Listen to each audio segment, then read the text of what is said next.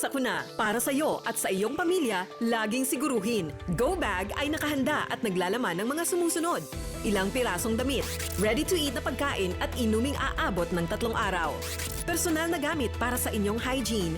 First aid kit kabilang ang alcohol, bandages, gamot sa lagnat, ubo at sipon, pati na rin ang inyong vitamins at maintenance medicines. Maglagay ng pito, flashlight, lighter o posporo. Huwag kalimutan ang mga charger o power bank.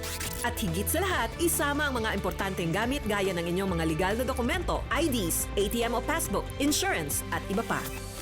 This is a public service announcement from PBS, Presidential Broadcast Service and Radyo Pilipinas.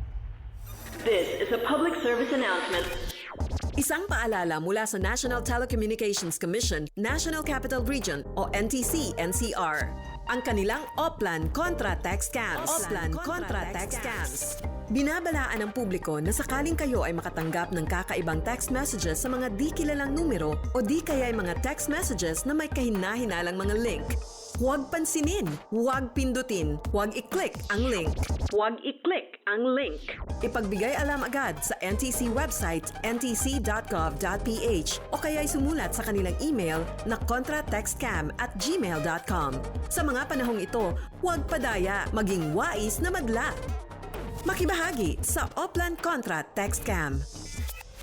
This is a public service announcement from PBS, Presidential Broadcast Service and Radyo Pilipinas. Serving the Republic of the Philippines for more than 75 years. Ito po ang Presidential Broadcast Service. Radyo Magazine 1278. Bubungad sa umaga. Trending issues na pinag-uusapan. Mga programang aabangan. Agahan hanggang hapunan. Siksik sa impormasyon. GIS, your General Information Station. Radyo Magazine 1278 AM. Radyo Pilipinas. Radyo Publiko. Radyo Pilipinas.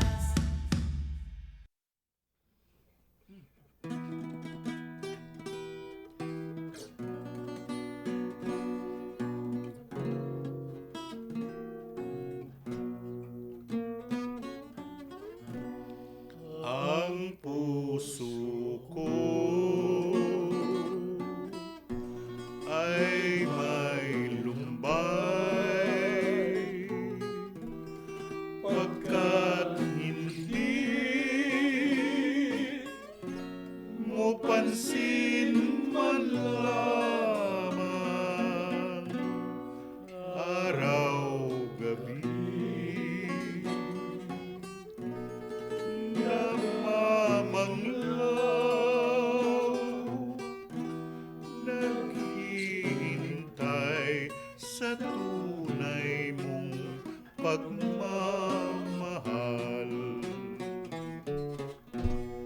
Nasaan ang iyong awa sa puso ko na naghihirap at umiiyak ng dahil sa'yo?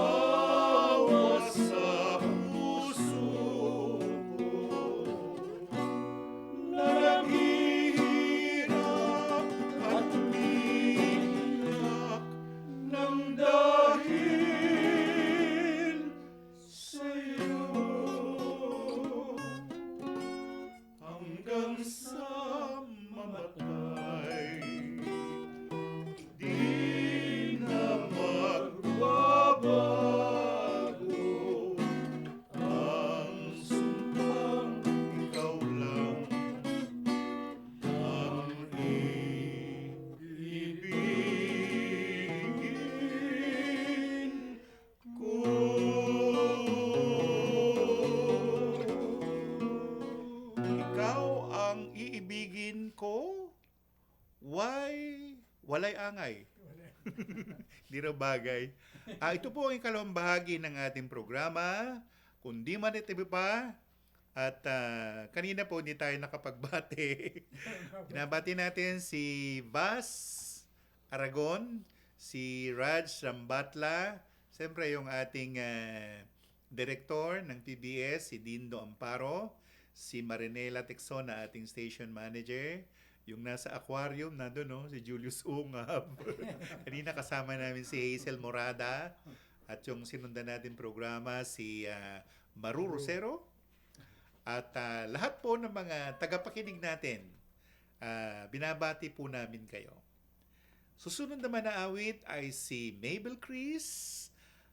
Ala-ala mo kaya? De, trio kami dito. Sige.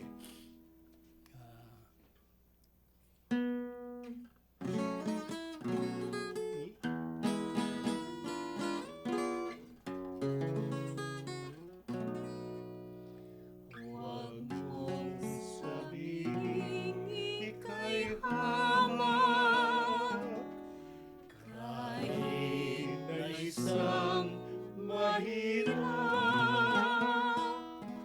pagkat ang tangi kong pag-ibig, ganyan ang hinahanap. Kainin mo ang kayamanan, kung ang puso'y salawahan. Nais ko'y pag-ibig na tunay at walang kamatayan.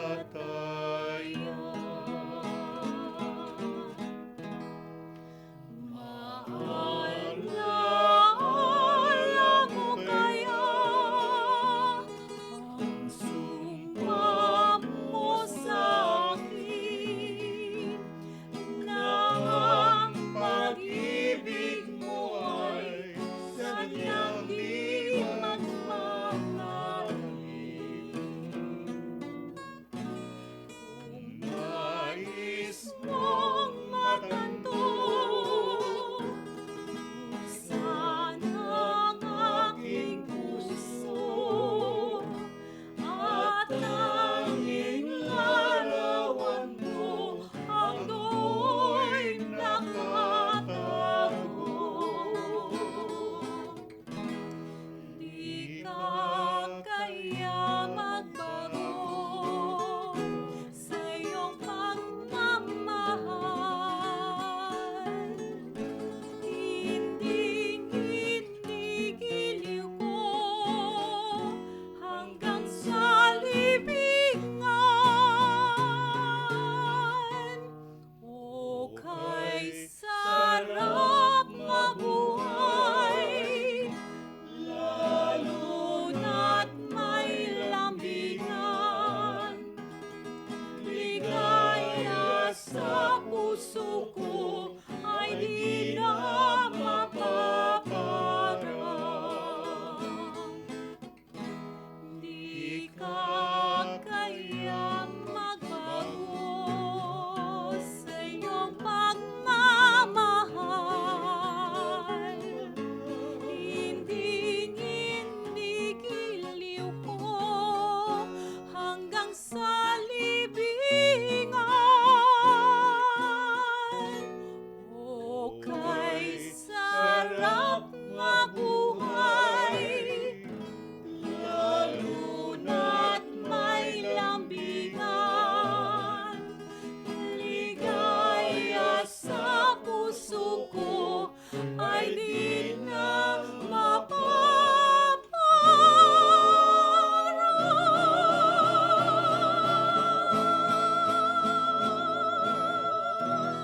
Ayun, ang tatluhang tinig ni Verdaya, ni Tony, at saka ni Mabel Chris. Maalaala mo kaya? Ano man naalala mo, Ber? Meron ka ba? Ito kasi ito mga lumbalo to eh. Puro mga baluhin. Tinaas ko na nga eh. Pero meron kasing may tumatarget kay Verdaya. Kaya naipot eh. Ayoko na makipag-chismis. Okay, kuya, sunod nating awitin. Kay lungkot nitong ating gabi.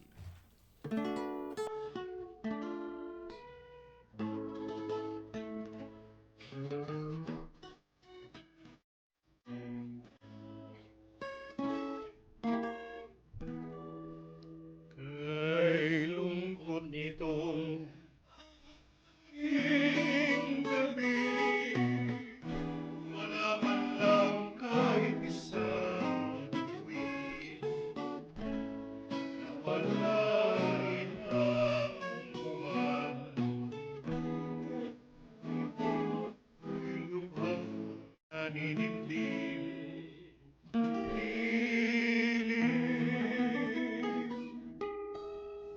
kahit na walang tanglaw sinta, ang palad ko sa gitna ng dilim. Ang buhay ko'y kusang magniningning, nagsusumpa maraluman, nakikiusap sa iyong pagmamahal. Hindi naman napansin ang panambitan, pag-ibig ko'y ikaw pa rin, kailan pa man hirap.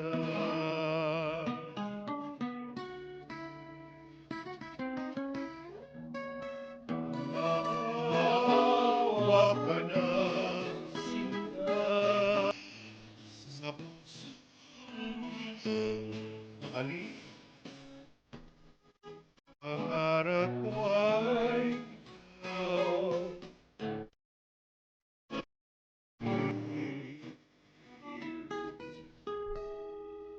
Kahit na walang tanglaw sinta, ang palad ko sa rinang manuwakat ang buhay ko,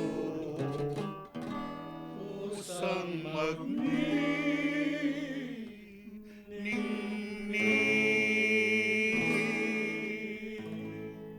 Kay lungkot nitong ating gabi, 5-6 tining namin nila Berdayap. Pero ano to, galing to kay Kuya Ruben Tagalog. Yan. Kuya, saan mga ano mo, yung mga Yan naman ipon mo dyan? Mga iniipon mo dyan. Ano?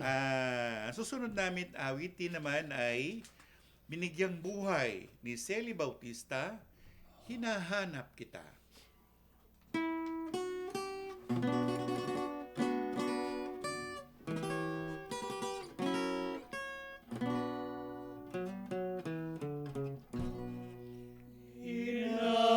Hinahanap kita sa aking pangarap. Hinahanap kita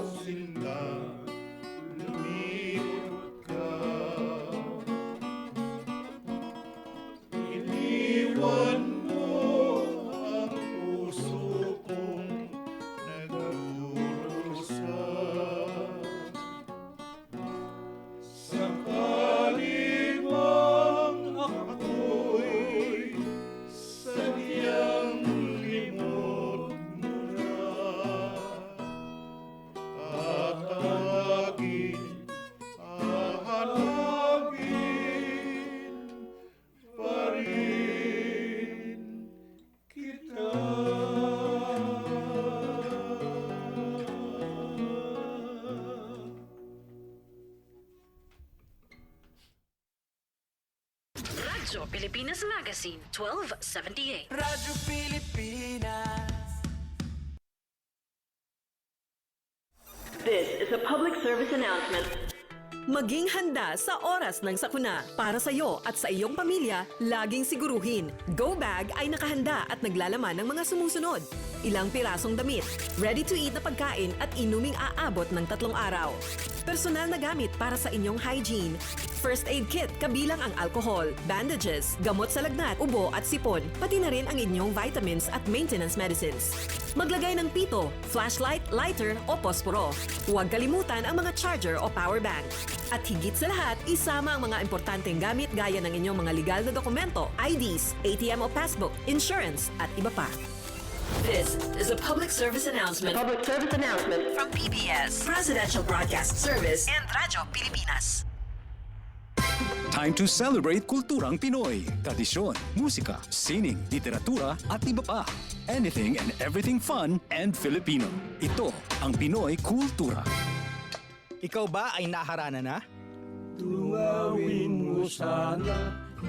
Sabi nila, ang harana ay isang matandang tradisyon ng pangliligaw sa Pilipinas na unti-unti nang nakakalimutan. The harana or the serenade first gained popularity in the early part of the Spanish period. Ang manliligaw o nanunuyo ang siyang kumakanta at pag sinuwerte, sila ay papapasukin sa bahay. Pag minalas, water gets thrown at them or sometimes even worse things. There's a website that actually books haranas for you to experience this widely known tradition. Sa iyong palagay, Uso pa ba ang harana?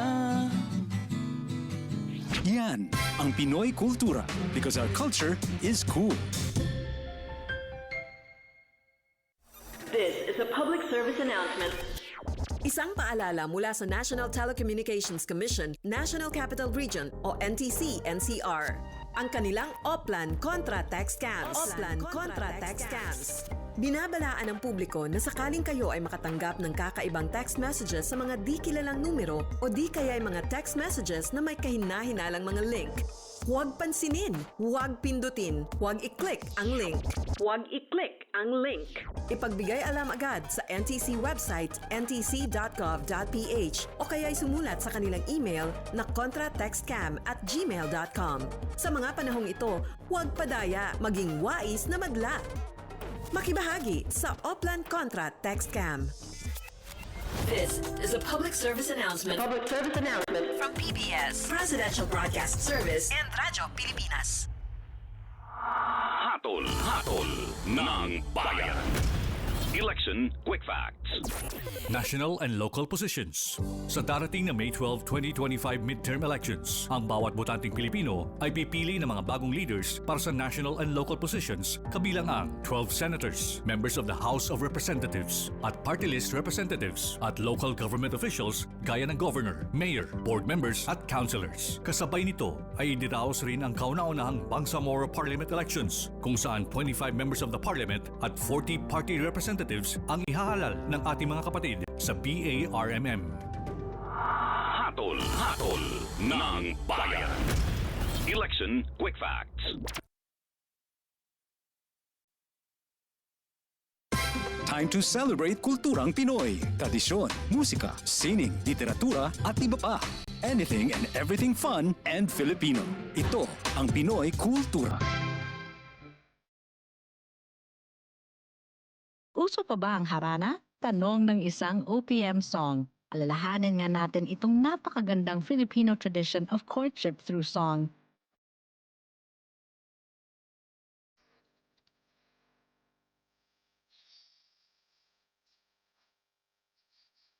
It's difficult to know exactly kung kailan nag-umpisa ang harana sa Pilipinas, but it was quite popular across Philippine provinces in the 1930s. For the benefit of the younger generation, harana is an old Philippine tradition of courtship where a man serenades a woman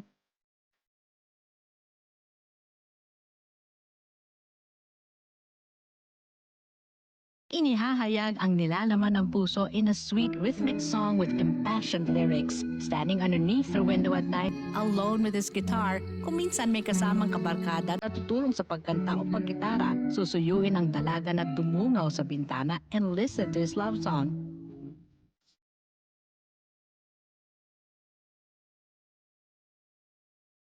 How would you feel about serenading someone? O di kaya, mas gusto mong ikaw ang hinaharana? Yan ang Pinoy kultura because our culture is cool.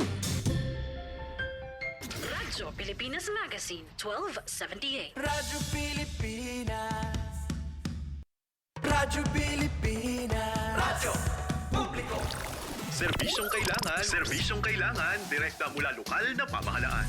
Mamangha sa mayaman nating sining, kultura at kasaysayan. Radyo Pilipinas Magazine, 1278 AM.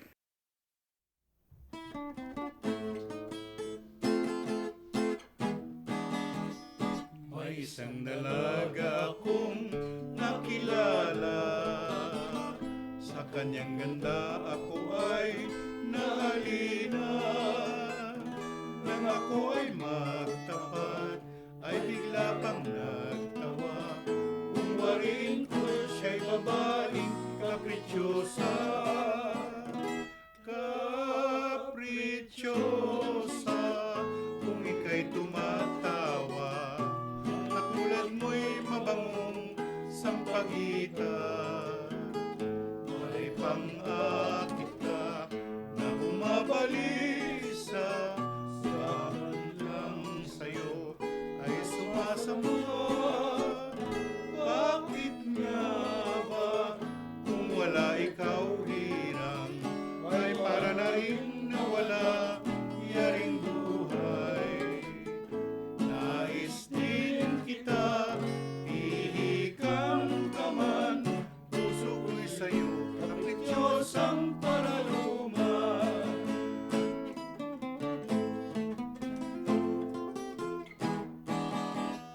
May isang dalaga akong nakilala. Sa kanyang ganda ako ay nahalina. Nang ako ay magtapat, ay bigla pang nagtawa. Kung warin ko siya'y babaeng kaprityosa. Kaprityosa, kung ika'y tumatawa, katulad mo'y mabangong sampagita. May pang-akit ka na bumabalisa. Samat lang sa'yo ay sumasamba. Bakit nga ba kung wala ikaw hirang, ay para na rin nawala yaring buhay. Nais din kita, ihikang ka man, puso ko'y sa'yo, kaprityosa paraluman. Ayan, Kaprityosa, isang signature song ni Ruben Tagalog. Bigyan na naman tayo ng, ni Mabel Chris. Ang pamagat niya, Mabel? Ikaw lang ang mamahalin. Ayun, ikaw lang mamahalin. Sinabi na sa'yo, Bera.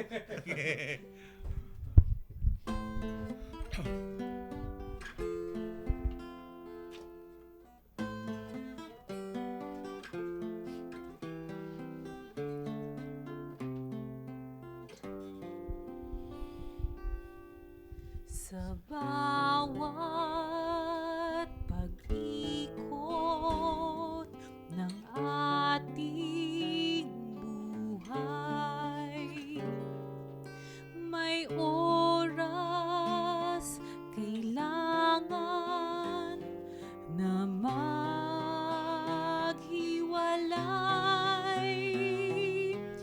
Puso'y lumaban man, walang magagawa.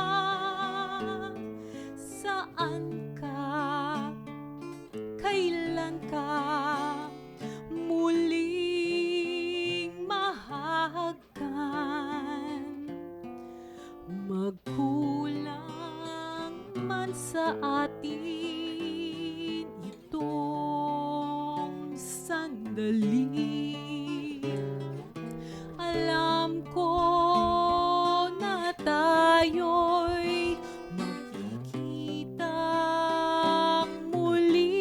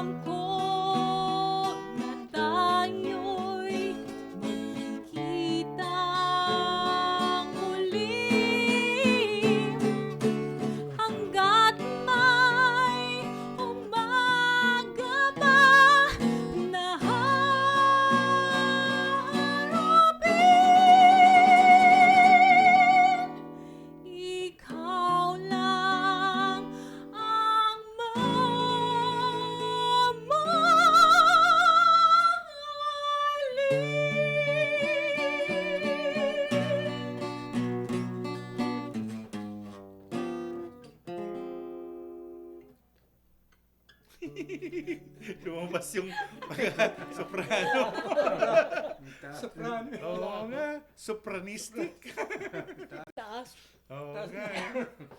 Kantayin natin si Nick sa isang Sabado, ganyan din. Yun, sila ni Miss Lucha. Si Mabel Chris. Nga pala, ang bikambyo nga pala. May cambio. Isang Abot nota naman cambio. niya. Abot na abot. B flat lang yun. Dapat B to C. Naging D. Naging C to D.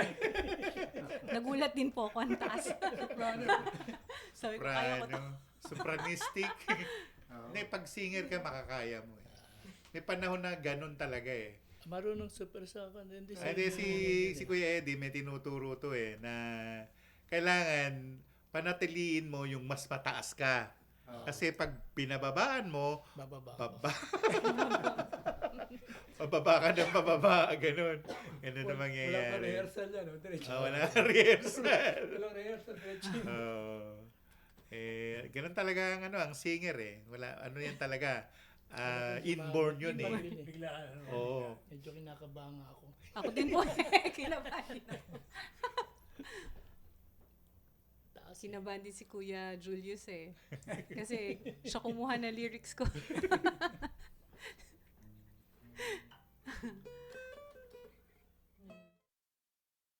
Radyo Pilipinas Magazine, 1278. Radyo Pilipinas.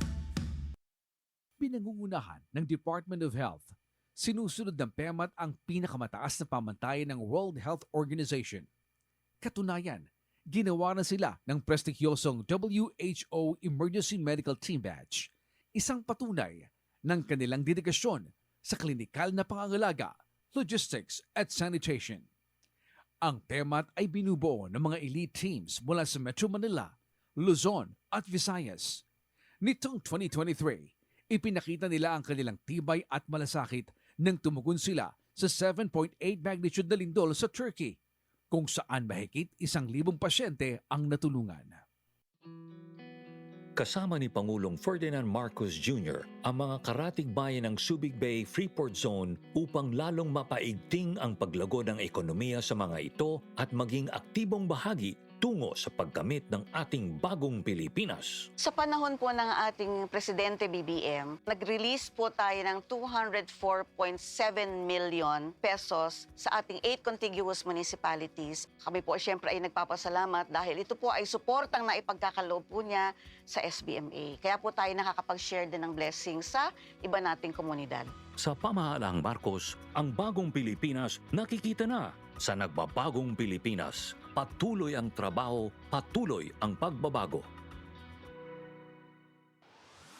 If food happens to be the concern, then Clark is in the heartland of an agricultural powerhouse. Ang Clark National Food Hub ay naglalayong gawing abot kamay at dekalidad ng pagkain para sa bawat Pilipino. Nagbubukas din ito ng maraming oportunidad para sa agrikultura, negosyo at trabaho. Hatid ng Administrasyong Marcos Jr. ang bagong Pilipinas kung saan abot kaya ang kalidad ng pagkain. Clark National Food Hub, sentro ng progreso. Sa nagbabagong Pilipinas, patuloy ang trabaho, patuloy ang pagbabago.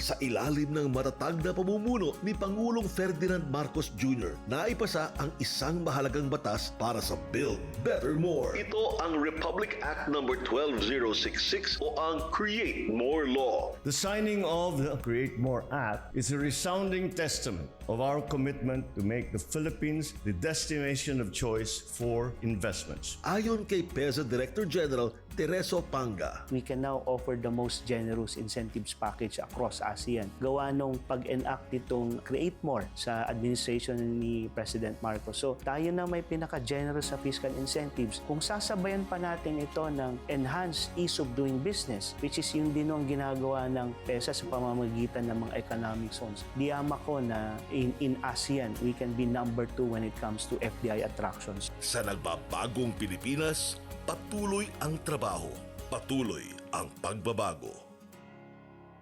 Lounge area, check. Restrooms at shower, check. Charging stations, check. Dining facilities at souvenir center at marami pang ibang pasilidad to enhance the overall tourism experience. Yan ang Tourist Rest Area o TRA na proyekto ni Pangulong Ferdinand R. Marcos Jr. at ng Department of Tourism. They say that each brand has a story. As for the Filipino brand, ours is deeply rooted in our rich cultural heritage, and the tourism sector plays an invaluable role in the promotion of the Filipino brand. Radyo Pilipinas. Radyo Publiko. World class na tanawin. Explore na natin. Love the Philippines. Likhang sining na proudly Pinoy. I-flex na yan. Radyo Pilipinas Magazine. 1278.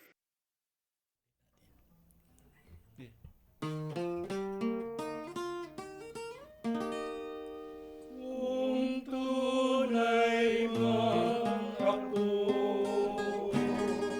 ay alipinin mo ang lahat sa buhay ko'y dahil sa'yo.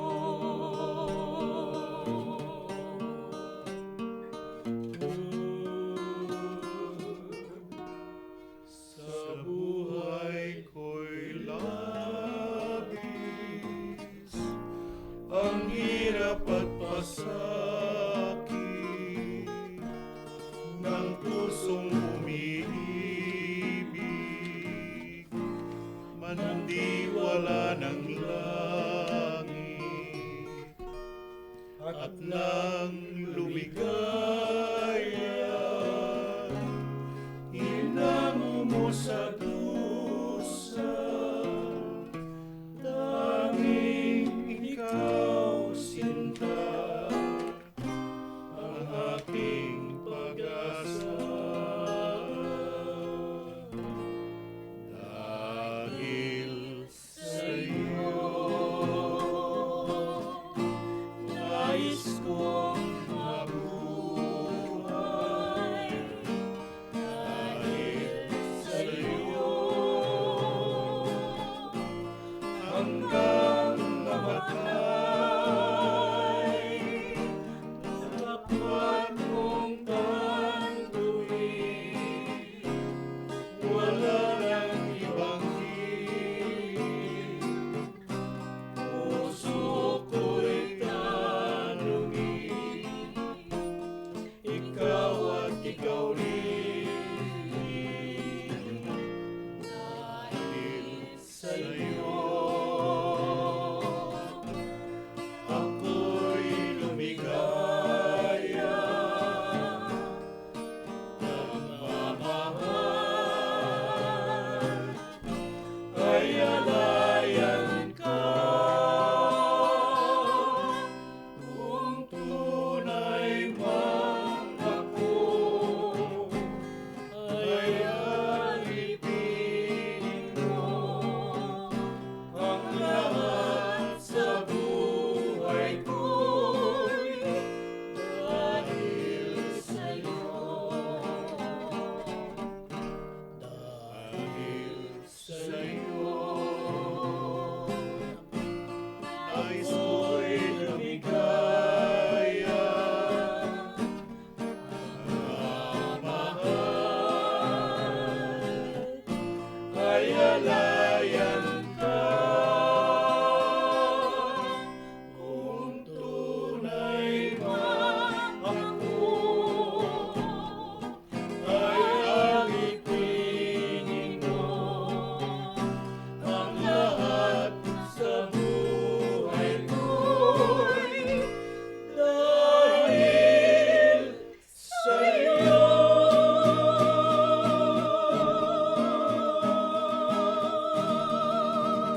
Ayan, isang classical song. Dahil sa imo. Wa sa taron. Ay, joke. Dinggin, kuya. Dinggin.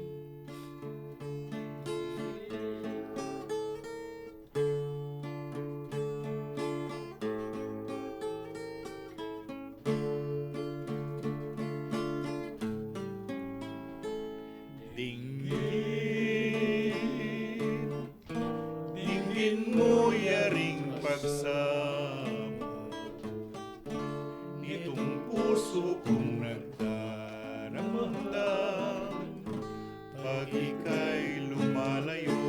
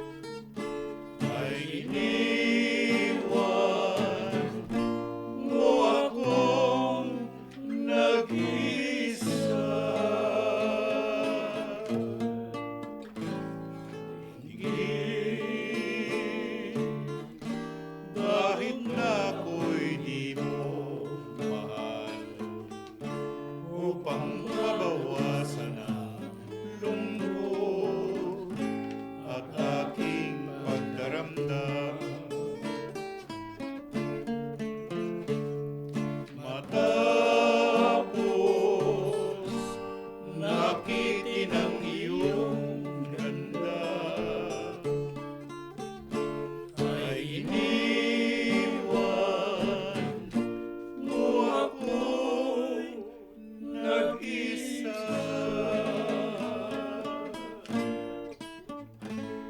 Dinggin, kahit na ako'y di mo mahal, upang mabawasan ang lungkot at aking pagdaramdam. Yan ang isang awitin na pinasikat ni Kuya Joming.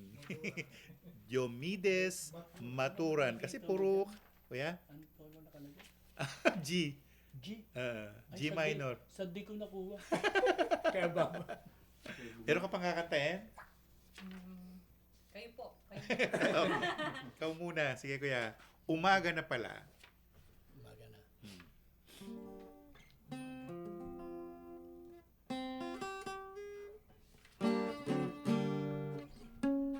G rin, G.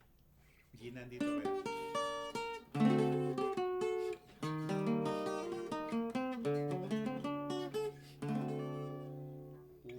Umaga na pala, iliw, di ko napapansin. Naglaw na ang tala at bituing nagniningning. Lumiliwanag na, ngunit yaring pag-iliw ay di mo tinulutan ng kahit munting aliw. Kahit ang buwan sa pagdaing ko'y lumuluha, ikaw pa kaya mutya ang di maaawa. Umaga na pala, giliw, bakit di ka manungaw? Ang bagting ng kutsapi, ibig ng managot, katulad din ng buhay kong pumapanaw. Tanda ng napawi ang dilim, at ang araw ay ibig ng magningning. Di mo ba pinapansin ang pagdaing, umaga na pala?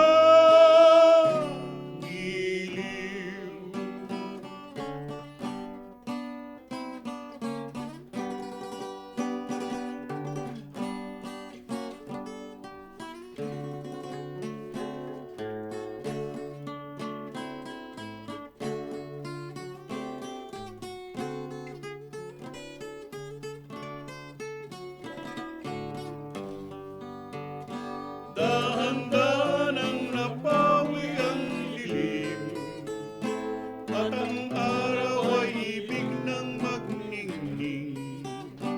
Di mo pa pinapansin ang pagdaing, umaga na pala. Giliw, umaga na pala.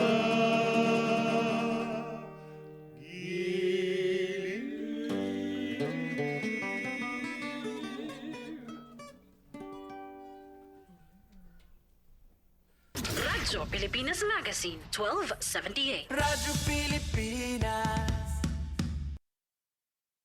Kalusugan ang pinakamahalagang yaman at ano pa man ang estado sa lipunan, bawat isa pangangalagaan, walang maiiwan, Dahil sa bagong Pilipinas, bawat buhay mahalaga. Inilunsad ng Office of the First Lady bilang tugon sa pangangailangan ng mas malawak na access sa mga serbisyong medikal at laboratorio, ang Lab for All. Nagsilbi rin itong inspirasyon sa pag-procure ng 83 bagong Pilipinas mobile clinics para maghatid ng promotive at preventive health services sa mga underserved areas. Para matugunan ang agwat sa primary care, 41 bagong urgent care and ambulatory services o bukas centers ang itinayo para mas mapadali ang access sa mga serbisyong pangkalusugan sa bawat komunidad. Inilunsad din ang Kagawaran ng Kalusugan, ang pinakabago nitong initiative para mas mapabilis ang realisasyon ng universal healthcare, ang Purok Kalusugan. Sa ilalim ng Administrasyong Marcos, binibigyan ng mas mataas na pagpapahalaga ang ating mga health worker. Ngayong taon, nakapagbigay ng suporta ang Kagawaran sa 1,415 na mga scholars sa iba't ibang health courses sa ilalim ng DOH Pre-Service Scholarship Program at 344 underboard nursing graduates ang naka-enroll sa Clinical Care Associates Upskilling Program sa CHED-funded Specialized Nursing Review Program. Marami na ho tayong na-accomplish at marami na ho tayong proyekto. Pagmamahal sa sariling produkto. Ito rin ang isa sa isinusulong ng Philippine Reclamation Authority. Ang ground floor ng Philippine Reclamation Authority, inilaan nila para sa 80 lalawigan sa ating bansa na ipinagmamalaki ang mga produktong yari sa kanilang probinsya. This is a few steps of a journey of 1,000 miles. We have been here for about a year. Umpisahan na po natin ang mga groundwork. Mas magiging sentralisado at produktibo rin ang serbisyo ng gobyerno sa taong bayan dahil magkakaroon ng opisina ang ibang ahensya ng pamahalaan sa bagong PRA building. Sa nagbabagong Pilipinas, tuloy ang trabaho, patuloy ang pagbabago. Sa Cebu, bawat biyahe ay puno ng kwento. At dahil sa tourist rest area na pinatayo ni Pangulong Ferdinand R. Marcos Jr. at ng DOT, mas mapapadali at magiging organisado ang pagbisita ng mga turista dahil mayroon ng isang gusali na maaaring puntahan para sa lahat ng kanilang pangangailangan. I am affirming my commitment to advancing this country's tourism industry. This prioritization goes deeper than merely stimulating economic activities and generating job opportunities. It springs from the genuine love that you, me, and all of us have for the Philippines. Isang patunay ng pagkakasakatuparan ng pangako ni President Ferdinand R. Marcos Jr. na mas maunlad na sektor ng turismo sa bagong Pilipinas. Ano ang EcoZone? Bakit ito mahalaga sa programang Build Better More ni Pangulong Ferdinand Marcos Jr.? Paliwanag ni PEZO Director General Tereso Panga. Ang konsepto ho niyan, may tinalagang lugar para doon ho maglo-locate yung mga mamumuhunan na kung saan ang PESA lang ho ang merong exclusive jurisdiction dito. Other than the jobs, definitely yung mga host LGUs will also benefit from yung increased income nila at yung multiplier effects because of yung presence ng industry. Under President Ferdinand Marcos's administration, 27 economic zones na ang naiproklama. Katumbas ito ng tinatayang mahigit 9 billion pesos na halaga ng investments. Dulot ay trabaho para sa mas maraming Pilipino. A substantial number of investment pledges have already commenced operations with many more at various stages of development. Sa bilang natin, bukod sa malalaking kita para sa bansa, makakalikha ang mga ito ng mahigit 200 at 2,000 trabaho para sa ating mga kababayan. Sa nagbabagong Pilipinas, patuloy ang trabaho, patuloy ang pagbabago. Ang EcoZone program sinimulan sa panahon ni dating Pangulong Ferdinand Marcos Sr. Ngayon ay nakapagbigay na ng 1.8 milyong trabaho sa ating mga kababayan at sa ilalim ng liderato ni Pangulong Ferdinand Marcos Jr. 27 economic zones na ang naiproklama ayon sa Philippine Economic Zone Authority o PEZA.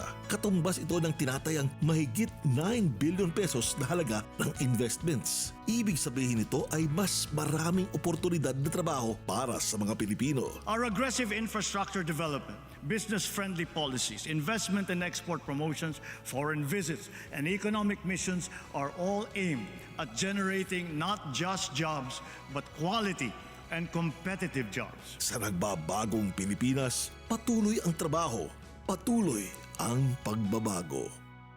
Radyo Pilipinas. Radyo Publiko. Radyo Pilipinas. Tamang impormasyon. Pangkalusugan man o pagkakakitaan. Aliw na kwentuhan! Kabataan, kasama sa usapan.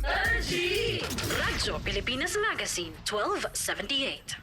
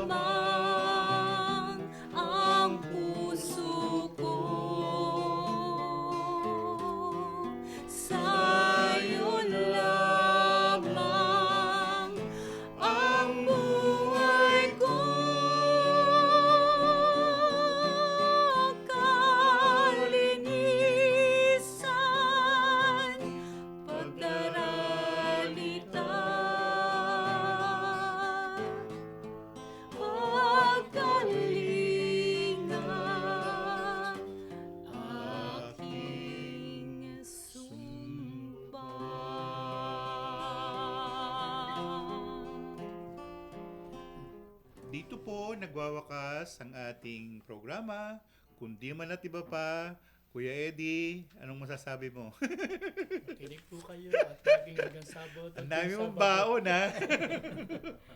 Ano, makinig, Kuya? Makinig at manood. Di nga natin, sa Sabado ba meron? Wala.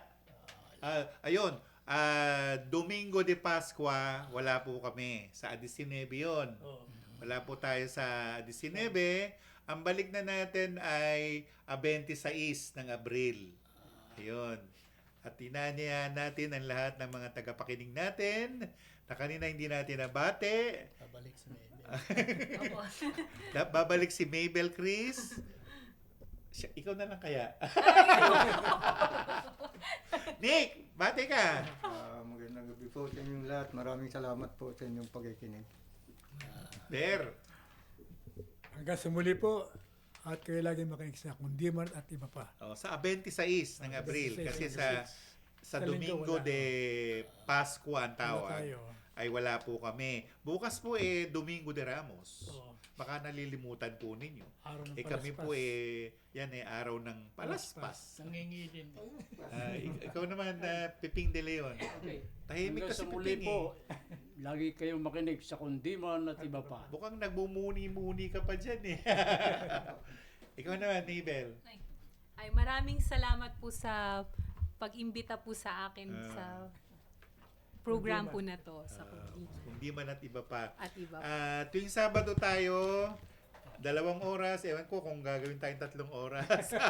Yari ka. Bear Dayap. 3 oras. Ang haba nun. Ang sakit dito kaya. Hindi, wala pang baon na kopya si Eddie Suarez ng mga ng mga kundiman. Puro balita o rumba ang mga pinagkakana namin dito. Kasi akala ko puro mga balito tayo. Pero kasi ganun talaga ang crooner na tinatawag, no? Kailangan talaga meron kang baon. Pag wala kang baon, umuwi ka na. Nakakagulat ang boses na yun, maybe. Oo nga. Alam ko, soprano pala. Soprano nga siya. Ang haba Tapos, pa nun yan. si Berdayap, naman to? Tenor. Si Nico Rong, ayaw na sabihin makapagalit sa akin. Ako naman Tinoyo. Pero yun nga, sa kaseryosohan ng programa natin, mula kanina po, wala tayong bati-bati. Nagsha-shoutout po kami sa inyong lahat dyan na hindi namin nabati kanina. Siyempre, yung misis kong mabait. Sabi niya, babantayan kong umawit si Mabel. Sabi ko, ayan, narinig mo na, Nay. Si Mabel, nakita mo, nagulat ka, no? Akala mo, ha? Sige. Magpaalam na nga ulit. Nagpapaalam na nga pala kami. Nakalimutan ko. Sa ulitin po, sa susunod na isa pang Sabado, sa 26 ng Abril, magkita-kita muli tayo sa Kundiman at iba pa. Radyo Pilipinas Magazine, 1278. Radyo Pilipinas. Radyo Magazine, 1278. Bubungad sa umaga. Trending issues